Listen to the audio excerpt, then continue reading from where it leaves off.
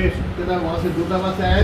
नरेश नरेश बताना, प्रकाश नाम तेरा ही ना। बच्चों के चेहरे पर मुस्कान उनके खुश होने का एहसास करा रही है। ये नेपाली बच्चे हैं जो पिछले कई महीनों से अपने परिजनों से बिछड़े हुए थे, लेकिन अब ये बच्चे अपनी परिजनों के पास पहुंच चुके हैं, उन्हें मिल चुके हैं। वीडियो शनिवार यानी 24 जुलाई का है, जब बच्चों को नेपाल भेजने की प्रक्रिया पूरी कर उन्हें उनके परिजनों को सुपर्द करने के लिए रवाना किया गया था। बच्चे अब अपने परिजनों से मिल चुके हैं। आप सोच रहे होंगे आखिर माजरा क्या है, ये बच्चे कौन हैं और उन्हें नेपाल क्यों भेजा गया।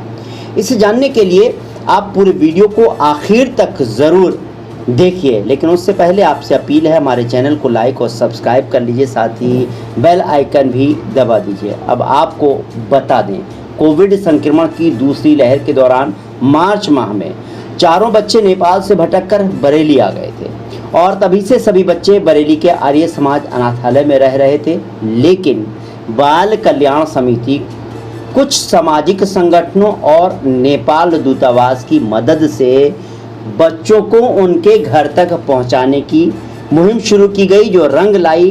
प्रवासी नेपाली मित्र मंच की टीम शनिवार को बरेली आकर बच्चों की सुपुर्दगी लेकर वापस जा चुकी है। इस दौरान किसी को माँ बाप तो किसी को भाई बहन से मिलने की खुशी साफ दिखाई दे रही थी। हो भी क्यों ना, मार्च महीने से अपनों से दूर हुए नेपाल के 4 बच्चों के घर जाने का उन्हें जो मौका मिला था, सभी मासूमों के चेहरे पर खुशी साफ झलक रही थी। बता दें, बाल कल्याण समिति के मजिस्ट्रेट डॉक्टर DN शर्मा ने 4 बच्चों को घर वापस पहुंचाने के लिए नेपाल दूतावास को 4 बच्चों का रिकॉर्ड और चिट्ठी भेजी थी। नेपाल दूतावास से बच्चों को उनके परिजनों से मिलवाने के लिए कहा गया था। एक बच्चा 15 साल का था, तो एक बच्चा 9 साल का और एक बच्चा 7 साल का है, और जबकि एक बच्ची जो है वो 5 साल की है।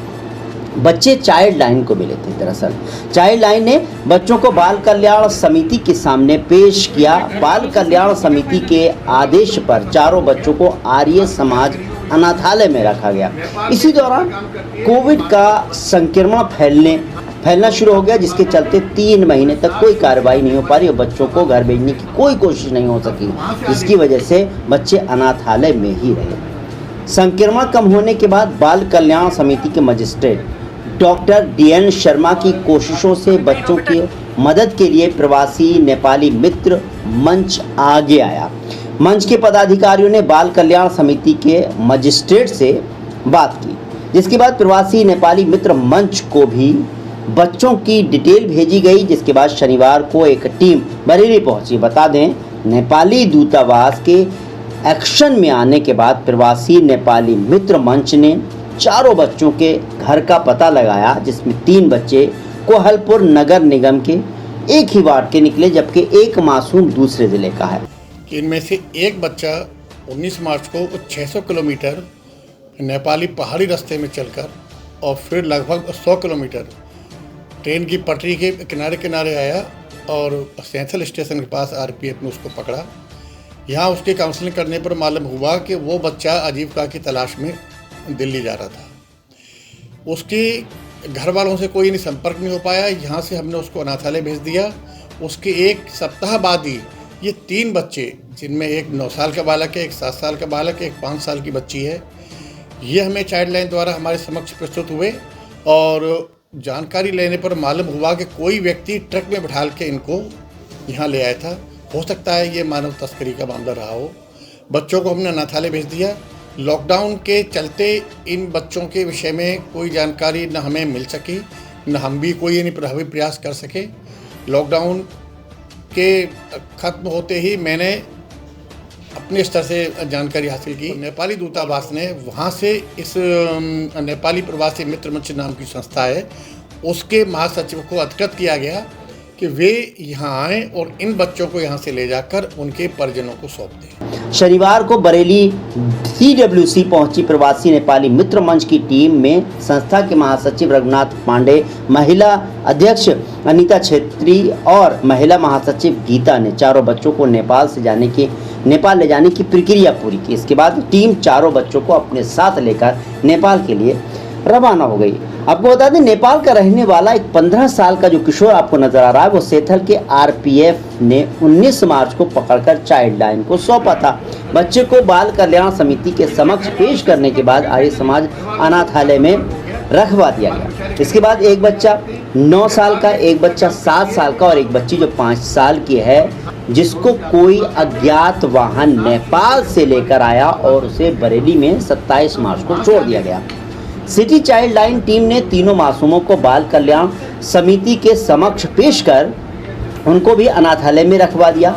मामला दूसरे देश का था, जिसके बाद लॉकडाउन भी लग गया था।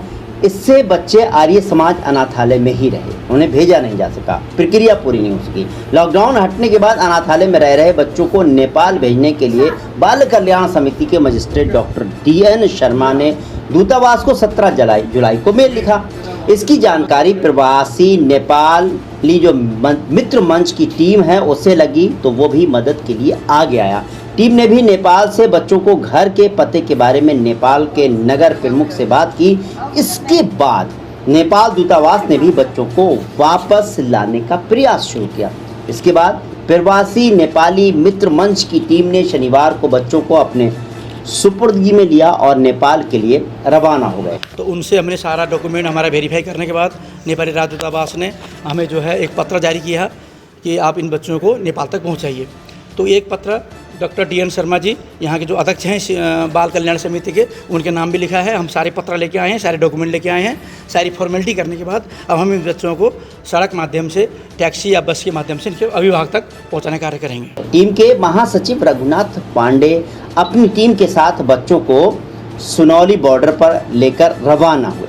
गौरतलब है, बच्चों को नेपाल ले जाने के लिए बरेली पहुंची प्रवासी नेपाली मित्र मंच की 3 सदस्यीय टीम के रघुनाथ पांडे के मुताबिक 1990 में उन्होंने प्रवासी नेपाली मित्र मंच की संस्था बनाई थी, स्थापना की थी। उनकी टीम में करीब 25 मेंबर्स हैं और अब तक तकरीबन 2000 से ज़्यादा, जी हाँ 2000 से ज़्यादा महिलाओं और बच्चों की हेल्प कर चुके हैं। बरेली में इन बच्चों की जानकारी भी उन्हें सोशल मीडिया के जरिए मिली थी, बनारस के किसी शख्स ने दी थी। इसके बाद बरेली बाल कल्याण समिति से संपर्क किया गया। इसके बाद नेपाली दूतावास से संपर्क कर दस्तावेज पेश किए गए और उसके बाद बच्चों को नेपाल तक पहुंचाने में टीम को सफलता मिल सकी। बच्चों के लिए सहानुभूति की नहीं, समानुभूति की ज़रूरत होती है। नेपाल के बरेली में मिले 4 बच्चे अनाथालय में रह रहे थे। सभी बच्चों को नेपाल वापस भेजने की पूरी प्रक्रिया नेपाल दूतावास के माध्यम से सफल हो सकी है। अब सभी बच्चे अपने घर परिजनों के पास पहुंच चुके हैं।